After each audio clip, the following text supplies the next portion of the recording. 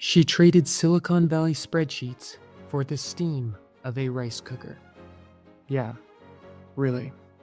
A former big tech innovator turned culinary explorer, she's moving from intimate tastings to building the bridge to a full-blown Bangladeshi kitchen.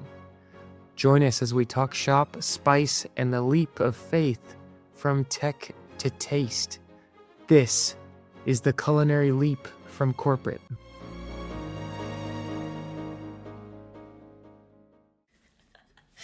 Hi everyone, welcome to my podcast, The Culinary Leap. Today I have a really great friend with me, Angela, who's been friends with me for about a decade now. Hi Angela, would you like to introduce yourself? Yeah, my name is Angela. I've known Taz now for a decade. We met in our one of our first corporate stints together, and we were really one of the few young people in the office, and so we could hit it off. You said that day, and I want to say that we weren't. There was a group of young people we just stayed away from. Yeah, but do you remember that? Yeah, but it was so clear who were the young ones and who were the older ones. Right. It was just so obvious. Yes. And it was a huge gap. Oh yeah, for sure. But we were definitely one of the few considered the young ones, and there were people that we got along with more than others. Right. So, but we got along. We just got along with each other, and everyone else was like the others. Not the others. Exactly.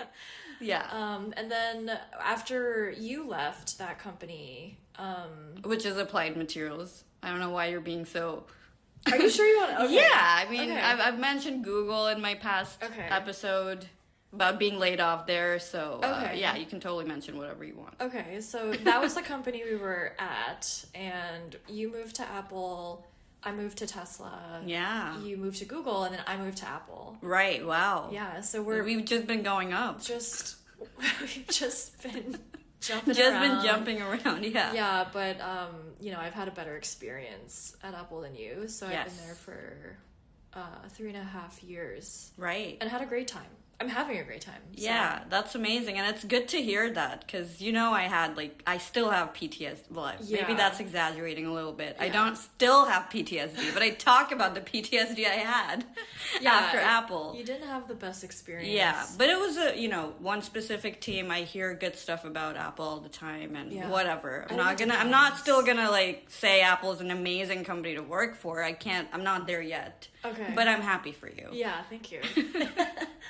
So, obviously this podcast is about Bangladeshi food. Yeah. And Angela was there at my last dinner last weekend where I did a East Asian and Southeast Asian fusion. Yeah. So, Bangladeshi food has a lot of overlap with a lot of different cuisines.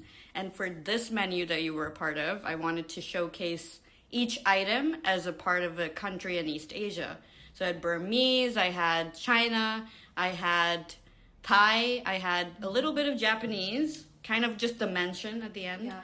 I just want you to tell me and tell the audience how you felt about the whole experience, because you've heard about it for a while and you've seen some videos, but be honest, about everything. Yeah, I mean, and I'm not just saying that because I'm your friend, but I genuinely loved every dish. Okay. And so some background for the listeners. I am Chinese, and so it was so cool seeing that fusion part of things. And I think even in your table there were some Koreans, Taiwanese. It was a very diverse mix of people. And I just loved how the food was. You also explained every dish and how it was centered and based around Bangladeshi taste. But there's the fusion aspect of it. So having that conversation, knowing all of that was really interesting. What about the experience around the table? Yeah. The vibes is what people call it. We had a TikToker, by the way, that's right, on our table, and I was iffy about it before inviting, but at this point I wasn't being too picky with who I'm inviting. So it was a TikToker I found on TikTok, obviously. Really? Yeah. I found a TikToker on TikTok. He happened to be in the Bay Area. Yeah. And he seemed authentic, so I felt he would give an honest review. He normally eats in front of the camera and describes the food. He usually does takeout places or more casual places, so I haven't seen him do a fine dining experience, so it was new for him too. He seemed excited to be on board with it, and I invited some of his guests as well. So I think he was very professional with the whole process of like vetting people. Apparently he vetted everyone. He invited a couple of his personal friends, his followers he engaged, which was really cool. Yeah. So yeah, long tangent. Yeah. How did you feel about the group? I mean, I don't think everyone knew everyone. Right. Even his friends, even his followers, they all didn't know each other. Right. And so when I came in, immediately the atmosphere was curiosity and energy. Ooh, okay. And because I'm in the kitchen, I'm like not aware of what's going. I just hear the buzz, and I'm like, okay, people are having fun. That's good enough. Yeah, it was like Jewel and I came in, and you know everyone like turned around and looked, but it was like smiley and warm energy. Oh, I love that. Yeah, and then you served us drinks, and the drinks were delicious. But everybody was so nice, and I learned a lot about people's backgrounds, and everyone had a unique background, which is always great in a place like the Bay Area where it seems really monolithic in background. Exactly. Yeah, so and it helps me so much to have people from different backgrounds and upbringings taste the food I'm making. Yeah. Because it helps. The reason I'm doing this in the first place is to get feedback from different palates to really find that sweet spot. Like, you can't please everyone, so I want to be true to myself and my own taste. But then, for example, the soup that I served was a dried fish soup we call shutki. And in my parents' region, they call hutki. So there's even that spelling difference within regions, but it's a play on like the Korean dried fish stew. Yes. And one of the Taiwanese guys, he mentioned later on that the only feedback he has is that normally that soup served in his cuisine, or what he is used to, is less salty, maybe milder. Yeah. So for him, it was too salty. It was, yes. Right? But that's because I'm more used to the Korean soup. I see. Which is blander. Got it. But it's interesting to know. Exactly. That's what opened my mind, because if you serve something so similar, people will go back to that memory of that taste and say, hey, this is either too strong or too salty or milder. Maybe you like it better. Maybe you don't like it because it's not familiar enough, right? Yeah. But that's the journey I'm on, where I'm finding these things, and I wouldn't have if I didn't do it, right? Yeah. So that's the best part about it. That's so great that you're also learning a lot about other cuisines, exactly. other tastes. Oh my gosh, like the techniques. Sometimes I'll write the menu before attempting it. Right? That's like really cool. techniques. So in the last 1.5 years, I've done 16 of these. And I think out of all of them, I always have one or two things, like pastry techniques, even the French techniques to make like millefeuille, right? Like feuilletine, like crispy biscuits that they put between layers. Yeah. That's such a good like pantry item to have, just to sprinkle on anything. And I didn't have that technique before. Then I just started learning how to work with isomalt to just make sugar shards. So these are things I've always seen on TV. And I'm like finding this opportunity to fund my learning, which is great. Not making a lot of money, but it's paying the cost of doing this. Yeah, but it's I don't think at this point your focus is on money too much, but it's like perfecting the craft and like developing the passion. Yeah. Well, I'm so excited for you. Thank you. Thank you. For the viewers, viewers or listeners. I wish there was a video. I'm gonna start to do videos. Just need a better setup. And Mike, you know how who? Spotify. Yeah. Oh, really? Yeah, it's like a podcast video. I think I've seen Good Hang with Amy. She has Amy Poehler. Yeah. She has video. I've never seen her videos on it. I just look at her Instagram reels. Yeah. But Joe Rogan too. But it's funny you mentioned Joe Rogan. I remember. We don't have to talk much about. Okay. I just remember the last time we talked about Joe Rogan was when we were at Daniel, and you were not happy that he mentioned Joe Rogan. So I'm interested to hear why you mentioned him today. No, we're just talking about the video formatting. Right. So you're not a fan now, is what you're saying. I don't think I was ever a fan. Okay. For many different reasons, but we'll just keep it at that. Okay, Yeah. got it. But no, No controversial. So No. Angela asked me, like, are we gonna be ourselves and be non-PC, or are we gonna be PC? And I was like, I want to be non-PC. Okay. You know, like, Yeah. we don't need to be woke. Yeah. We're not woke, so why pretend to be something? I'm not woke. I'm not gonna speak for Angela. I'm Yeah. not woke, so you don't have to be woke with me, is what I'm saying. Yeah. I think I'm a little too scared. What are you scared of? Like, no one listens to this. By the way. It's just for Well, when memories you for become me. Famous, Yeah, then people will dig into They'll it. dig in, and then they'll watch every episode. See, I'm not trying to run for presidency, and even if I did, I know being woke is not the way. So I think I'm fine. Yeah, but you could become really famous by being non-woke, as we've seen. Just Exactly. saying inflammatory things. Exactly. That's kind of what I'm going for, honestly. Oh. Yeah. No, honestly, it's Okay. more about me just being myself and allowing my guests to be themselves. Okay. You know, like it Yeah. doesn't need to be proper. I don't listen to a lot of podcasts, by the way. It's funny that I'm doing this. But every single podcast anyone has ever recommended, like, rehearsed and scripted. You know, it's not raw. And we've been using the word raw, I think, right, with people. At least one of my friends mentioned it. And Okay. I met your friend Jewel that day, and I Yeah. felt like that's, like, raw. Yeah, That's, like, a raw authentic. person, authentic, Yeah. not afraid to be themselves, speak Yeah. their mind. I love Yeah. that. I think there's no Yeah. time to be someone else. We're Yeah. also running out of time, Yeah. right? So, No, I've always loved that about you, is the Thank you. authenticity of it. yeah, I think that's why we get along, too, because you're Yeah. super real, too. You Yeah. just say it like it is. Yeah, but I like how we can call each other out, though. Yeah, Right? well... And the bluntness, I think... I don't know. I mean, the last time, one of the times, it Yeah. caused us to not talk for 3 years. No, so we're I actually. disagree. I disagree. I just want to say before Yeah. you say why you disagree that Yeah.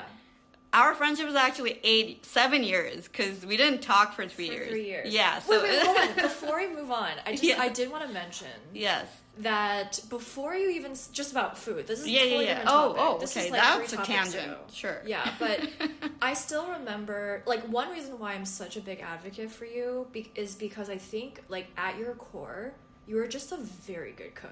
Oh, thank you. And I appreciate that. you're That very- makes me No, it's true. so happy. No, like, just like, if you just remove everything around what you're trying The to presentation, do, right? The like, presentation, yeah, the fusion, right? Like, I feel like you have a natural heart for hospitality. You love serving people. You love seeing people happy. I actually don't, Angela. I actually do not want to be in front of customers when I open a restaurant. I want to be hidden in the kitchen. I'm glad Yeah. you say that because Yeah. I fake it really well. Okay. That I'm good at hosting people. I love hosting my friends. Don't get me wrong. Well, that's what it is. yeah, it's Yeah. more like people that I know and care about. Yeah. Customers will be customers, right? Yeah. And they will have a lot of different opinions, like we've seen with the TikToker. Yeah. I'm like, I don't want to hear your opinions. You come to my place, you eat my food. Yeah. If you like it, great. You don't want to hear their opinions. I don't want to say hi and bye. I'll be in the Yeah. kitchen. Like when I have a restaurant, I just want to be hidden away in the kitchen. If Yeah. anyone wants to see me, they have to wait till the end and they have to pay me extra to see me. It's like, it's a privilege at that point. Yeah. If you really want to see the chef, Yeah. and if you want to complain, I don't even want to meet you. Like, just see your way out, never come back again. Don't review my place. Yeah. Just leave. Okay. But yes, back to what you were saying about how much I love hosting people. Yeah. Well, that's one component. As a consumer, that's what I've noticed. Okay, good. But also just being a good cook. Like, at the core of it, you are just a good cook. Like, Thank you just you. get food. Didn't you have like a very homey, hearty dish? Yes, I was getting to that. Okay, but, sorry. It was the first time that I was exposed to your cooking. Mm-hmm. But you had invited me over to your place in Dublin. I lived in Livermore at the time. Yes. And you served me, like, you created this, like, beautiful, like, homemade, it was like 3 courses, right? Yeah. Like family style, I remember. And then you, like, taught me how to eat with hands. Yes. Which I had never done before. You know, I appreciated that so much about you. I'm glad you mentioned that because I almost forgot that. Like, eating rice with your hands is so Yeah. difficult. The fact that you were open to trying something like that is really cool. I mean, but even the way you explain why, Yeah. it was more like it was like a cultural experience for me. Wow. And yeah. so the food was good. Just like being able to immerse myself in that was so memorable. Wow. And so it's giving me goosebumps, honestly. I'm not even kidding.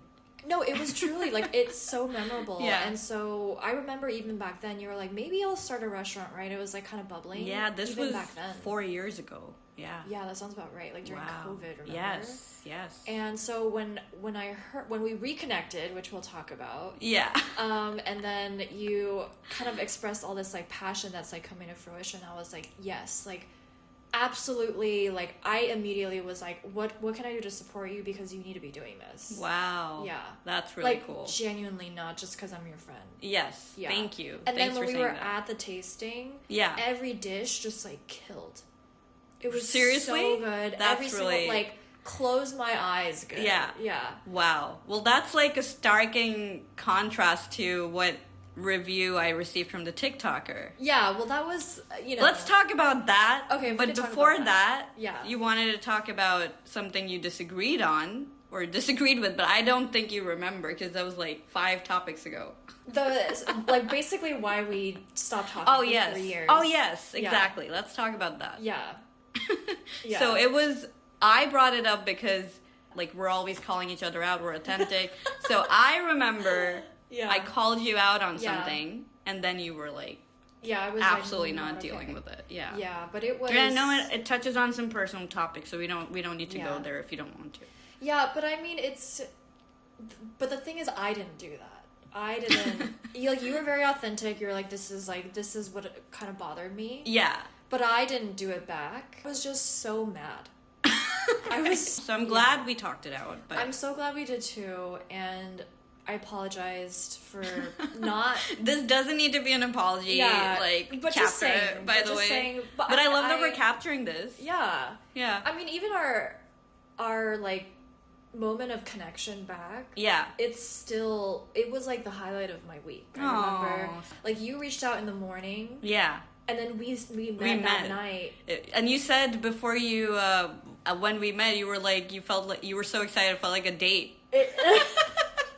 Did you say that or was I thinking it? I think you were thinking it. But we did meet in a bar. And it was a very bar. fancy bar. Yeah. And I think there was another topic we kind of wanted to circle back on. TikToker. Oh my god, yes. So you interacted with the TikToker. He's this, like I mentioned earlier, a Korean influencer. He grew up in the Bay Area. I know you guys talked a lot with him because I was in the kitchen most of the time. I think he was from Orange County originally. He's Korean American. Okay, yeah, he sounds American. Yeah. Yeah.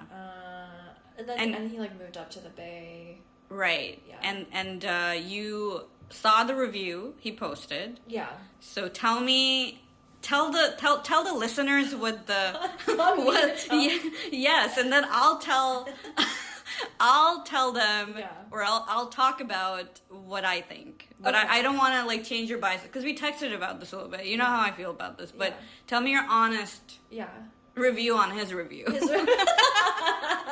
Well, his review was like pretty positive. I would say 80 to 90% positive. And he really liked the food. He liked the atmosphere, the vibes, like he said. He said every dish was so good. He said that there were some dishes that would go viral if it was in like some kind of food truck. In a food truck? Yeah. Like he said if they were standalone dishes from a food truck, they could go viral. From a food truck? Yeah.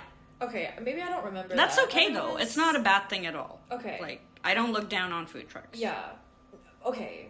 I know, but like you're trying to go for fine dining. I'm not pretentious. So I'll tell you what I feel about that. Yeah. But I don't want to move your my review. I don't want to influence your review. Yes. Yeah, and so I would say that like overwhelmed, like very positive, but he did have an issue with the amount of food. Yes. I think and the price around it. Oh my god, yes. And that was so he felt like the amount of food was not enough. Right. And he went back hungry or something like that. Right. And then he originally thought the price of a tasting was $25. Right. And he said it was too much. What? Yeah. Yeah, and so, but it's actually 65. It's 80. 85. 80, Okay. 80. 80. Zero, Okay, yes. 80. Right now So- it's 80. It could be 150 when I want it to be. Exactly, whenever you want, because you're the boss. But then when he found out that And I'll invite him again, not for free, Yeah. for free, but with less food. Yeah. Next time. Less food. Yeah, 150 less food. Yeah. And then so when he found out the actual price of it, he like was like, oh, He was I don't mind know. blown. Yeah, I cannot believe that. Can't like, process. Yeah. And he thought it was too expensive for the amount of food at $25. Right. But I think we had this conversation around how, because a lot, his like niche, his base, like his whole thing is like he tries out takeout food. Right. So I think just the disparity between the food he usually gets and then Right. your food, it gets a totally different type of measurement. Right. And so I think learnings for you around like Oh, the for marketing sure. and Yeah. social media and how to like leverage it in the right way. Yeah, absolutely. So for me, I think that I need to be more selective because I'm still figuring out how picky I want to be at this stage because I'm a nobody right now, right? So I can't be like this high and mighty person who's very exclusive with who can come to her tasting menus and, all of that. But now that this happened, I can see why I need to be more selective because I think at the beginning of building something, you're making first impressions. And anyone who watches his viewers too are more tuned in on, they're foodies. They're all foodies. And foodies like me and you, we love takeout too. Yeah. But we'll also love tasting menus. So I think if I thought about that a little bit more, it would have been something I could avoid. So I'm hard on myself and I take responsibility for everything. So it's really my bad for not seeing that fit and inviting someone. But this was the first time I did something like this to see how that helps. And he was extremely professional. Like I said, he takes his work very seriously. He's growing a lot. So he's really good at what he does.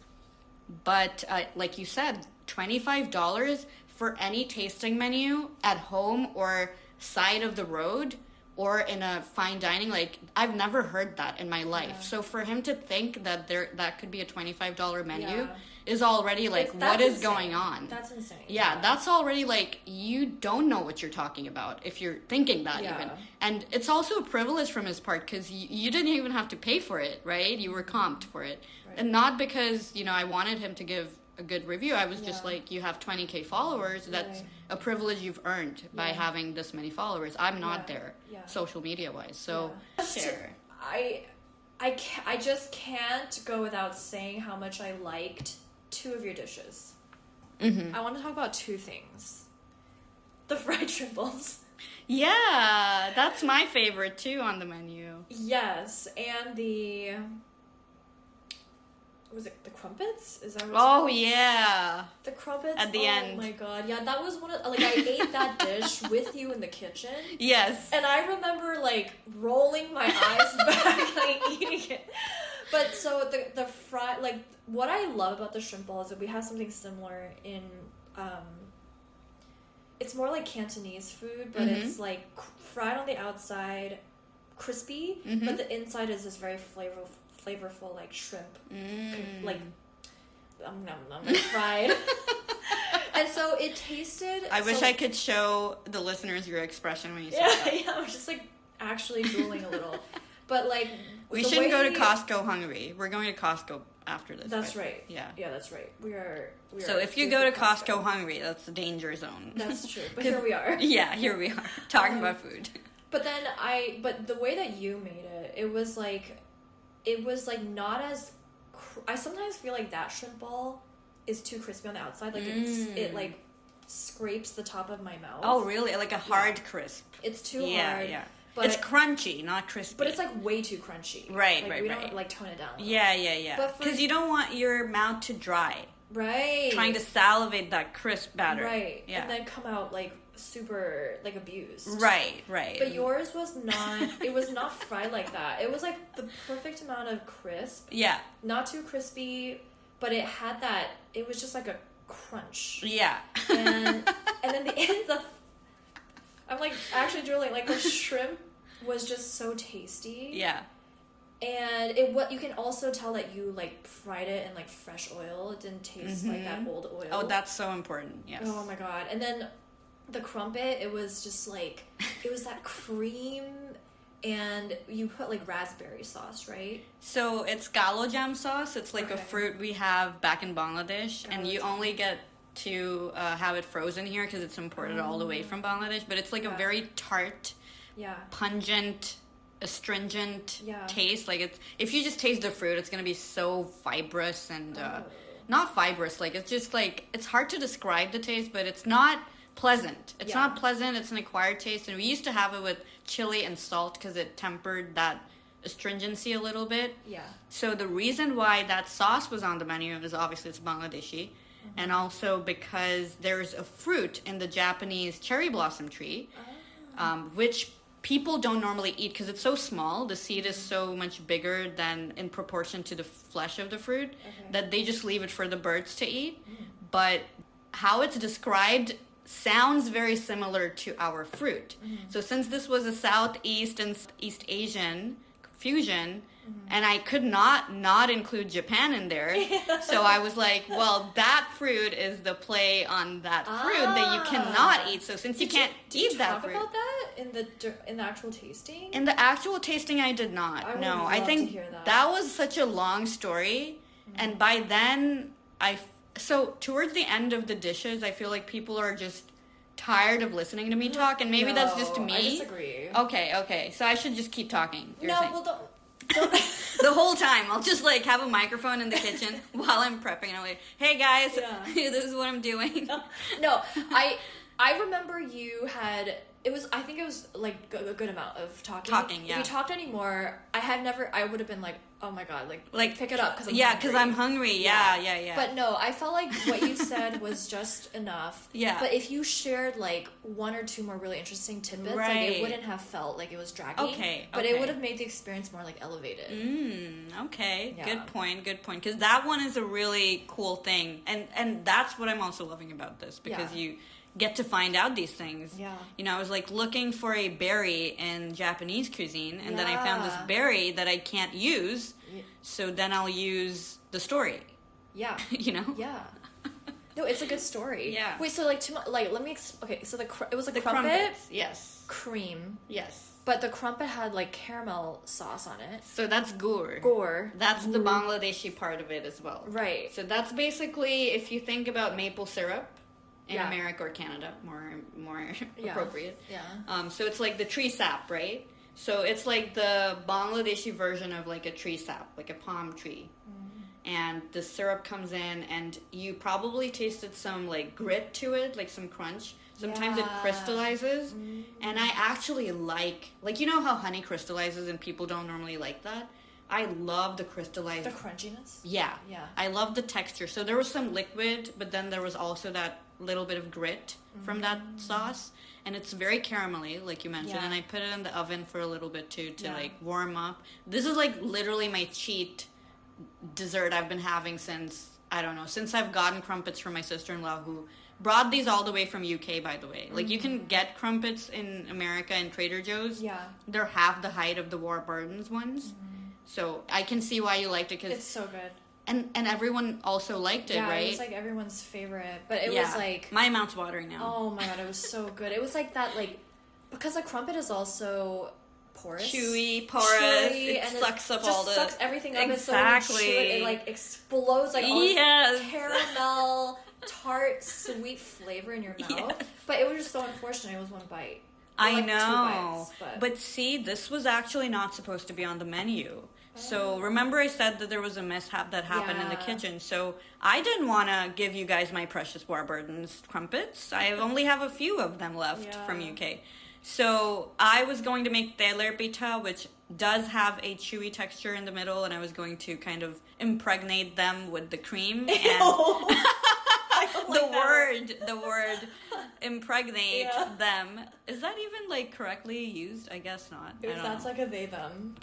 You know why? Because one of my guests once said, I can't wait to have your he impregnated bread pudding. Ew. So I remember that word, and that's what I'm Yeah. using today. Maybe I shouldn't use it.